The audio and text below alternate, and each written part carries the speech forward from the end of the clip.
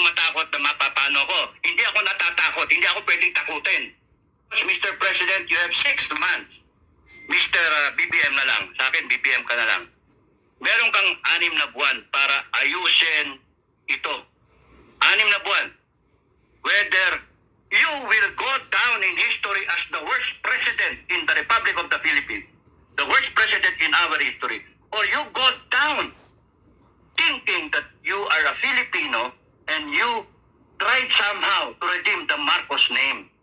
So, nasa iyo yung choice. Yung 6 na buwan na yan, gagamitin mo pa ba para isuppress ang taong bayan? Yung 6 na buwan ba yan, gagamitin mo para hayaan yung ibang tao na hindi binoto na siya magpapatakbo ng gobyerno? You have 6 months to correct it. Rectify the problem. As kami, we're trying to rectify the problem. Nabudol kami, Pilipinas, mga Pilipino, ang kapwa ko Pilipino na mamahal sa bansa. Huwag, sabihan nyo yung mga kamag-anak nyo, huwag pirmahan yung People's Initiative na yan. Yung 100 ng bayad, mga walang yan. Anong tingin nila sa atin? Aso? 100? Mga gago. Mga walang yan. Sorry sa ano. Sorry, pero walang yan Hindi, mali People's Initiative, ang gagamitin pera, pambayad, 100, parang aso yung mga Pilipino. Tapos lang, pambayad ninyo, pera rin ng taong bayan. Mga walang yan kayo. Maraming salamat, Congressman Excel Lagman. Maraming salamat. Saludo ko sa iyo. Maraming salamat. Pinatapatawad kita sa lahat ng kasalanan mo, whatever naging kasalanan mo. Kasi yung pagsalita mo na yan, malaking bagay para sa taong bayan. People of the Philippines, huwag kayong pumayag na yung mga kamag-anak nyo na nilalapitan ngayon para pumirma. Huwag kayong pumirma para hindi mabago yung konstitusyon. Kasi, tsaka na lang natin baguhin pagka maayos na yung Congress. Now, balik ako. Yung salita ni President Duterte, redirection. Yun, tandaan niyo yun. Redirection. Teka, tumigil muna kayo sa video. Huwag nyo nang pakialaman yung video. Wala naman yan Yun yung message. Wala. Wala na yan. Doon kayo mag-focus doon sa sinabi kong original na problema. Congress. Yung pera. Pasagutin yung Congress. Yung resolution 10 na yan, yung certificate, liquidation by certification na yan. Tapos nun ano yung nangyari do sa sukli, do sa balanse ng travel expense? Kasama ba yan, in part ba yan do sa binayad ng 632 million na 2 milyon kada congressman na parang pamasko? Tama ba yun? Pamasko ba yun? Sagutin nyo, Congress. Yun yung issue, dun tayo. Because, wag na natin pansinin na muna yung presidente, bugbog sarado na yung presidente. Wag mo na, hayaan mo na. Because, may message din ako sa presidente. Yung Congress at saka Senado, yun ang puntiryahin ninyo. Bakit? Congress and Senate, you have 6 months to show to the Filipino people na you are worthy of our trust and confidence. Kayo, mga senador at mga congressman, kahit patawag niyo ako, sorry, in advance, babastusin ko kayo because you are not honorable. Sorry in advance. Kasi tignan ninyo, yung mismong resolution number 10, ayaw ninyong sagutin. Ginagawa nyo kaming tanga. Sa ngayon, you have 6 months na ayusin nyo sarili nyo, pick up your character, kung saan pa talaga kayo. Masama ba ako? Mabait pa ako? Masama ako? Mabait pa ako? Para ba ako sa taong bayan o para ako sa sarili? And you answer that question. You look at the mirror. You look at yourself. And then, sabihin nyo sa sarili niyo, para ako sa taong bayan. At mula doon, Congress at Senate, kayo mismo, you divide yourselves from the rotten apples. Yung mga bugok na itlog dyan, somebody sa Congress at sa Senate, tumayo kayo, sabihin nyo, mali naman talaga itong Resolution 10. Ayusin na natin. Congress and Senate, binibigyan ko kayo ng avenue. Ako mismo, binibigyan ko kayo. The Filipino people will follow. No? Basta sa akin, tapusin na natin itong kagaguhan ng Pilipinas. Kakagalit na kayo Tapusin na natin. At kayong lahat Pilipino, kaya nating tapusin yung problema ng Pilipinas. Ayusin na natin. Napag-iwanan na tayo. Kaya gawin na nating Singapore itong Pilipinas, gawin nating Japan, gawin nating mga kapitbahay natin. Kaya natin. Ang problema, tayo kasi tatanga-tanga eh. Naloko tayo eh. Niloloko tayo, binubudol tayo. Nakailang budol na tayo eh. Ilang taon eh. Congress and Senate, may pagkakataon pa kayo. Linisin nyo sarili ninyo sa amin, sa mga mata namin. Ipakita ninyo yon. President of the Republic, BBM, you have 6 months. 6 months hanggang June 30. Because after that, wala na, bye-bye. No, bye-bye. Because by 6 months, mula ngayon, marami na kaming pumirma. At malalakpasan namin yung mandate, yung binigay namin sa'yo, yung pabawiin namin yon. Ako binawi ko na eh. Naglakas loob ako, bawiin yon. At maraming sumusuporta sa akin. Yung hindi lang ako nagbablog, nag-worry na lahat. Pati si General Macanas, tinawagan ako kung safe pa ako. Ang daming tumatawag sa akin. Sa mga vlogger, sa mga OFW, ang daming tumatawag. Pati mga retired na enlisted man tumatawag. Sir, okay ba kayo, sir? Nandito lang kami, sir, susuporta. Kikilos kami pagkakikilos kayo. Sabi ko, walang kikilos, wala. Because mamamadali. Walang kikilos. Huwag natin bigyan ng problema yung Armed Forces. Ang Armed Forces, ang message ko sa inyo, intact lang kayo. Intact lang kayo.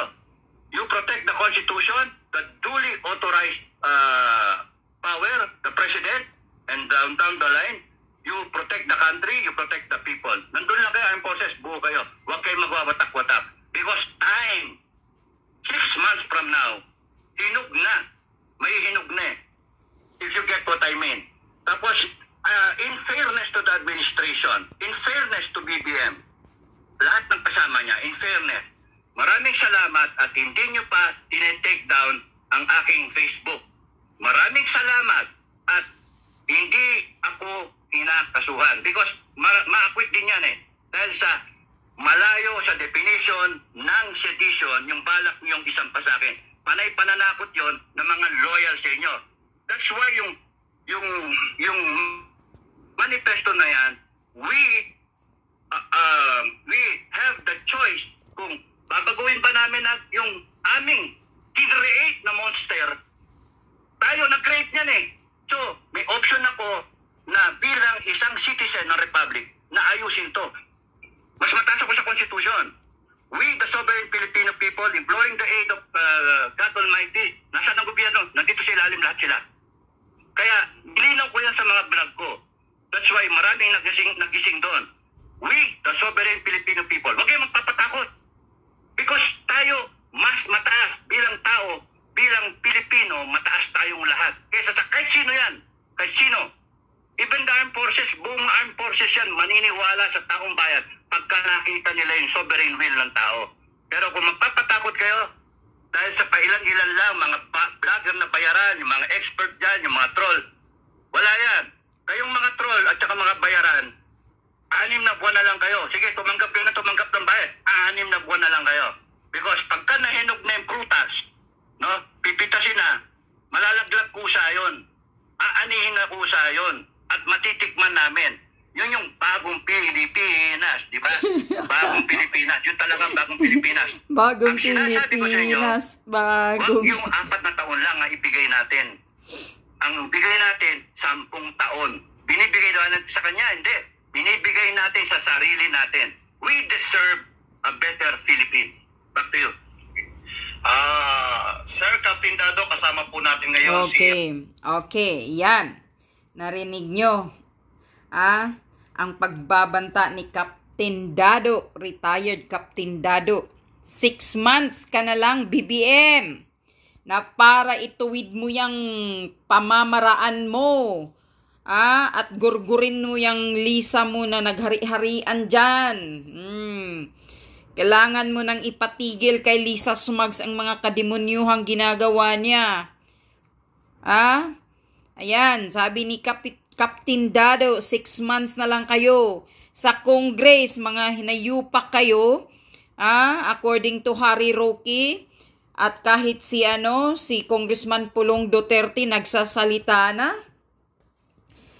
Nagpapapirma kayo, kunyari nagbibigay kayo ng ayuda sa taong bayan, 100 pesos.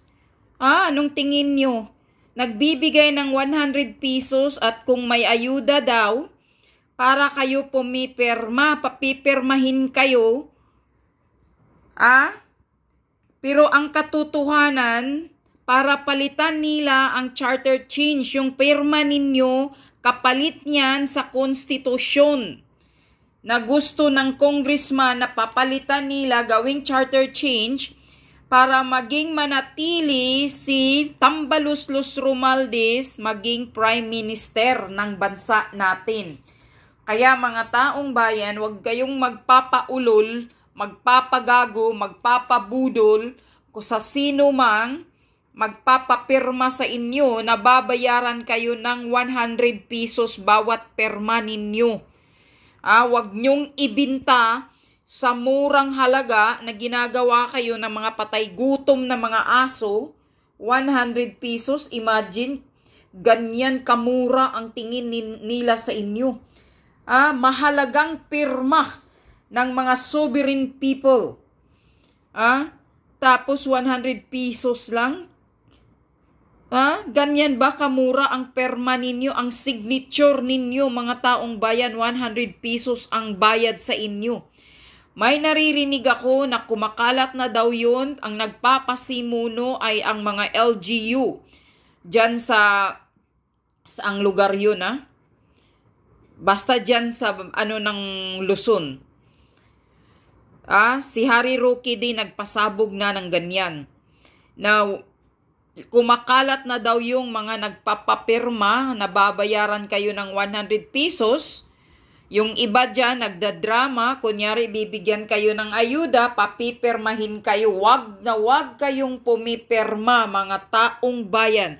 Wag kayong magpapaluko dahil ang kapalit niyan ay papalitan nila ng charter change, tsa-tsa, yung pirma ninyo. Lulukuhin kayo. Tingnan nyo kung anong klaseng gobyerno tayo. Ginagago kayo, pati pirma ninyo. Lulukuhin pa kayo, gagaguhin pa kayo. 100 pesos para kayong mga patay gutom.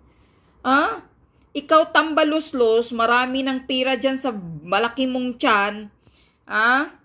Huwag mong bilihin ang perma ng taong bayan. Nayupa ka, kapal ng mukha mo, ambisyuso kang di mo kaya. Kaya kahit anong gusto mong gagawin mo. Mga walang hiya kayong congressman dyan, Pasimuno nyo para lang kayo magpapatuloy na makaupo sa gobyernong ito.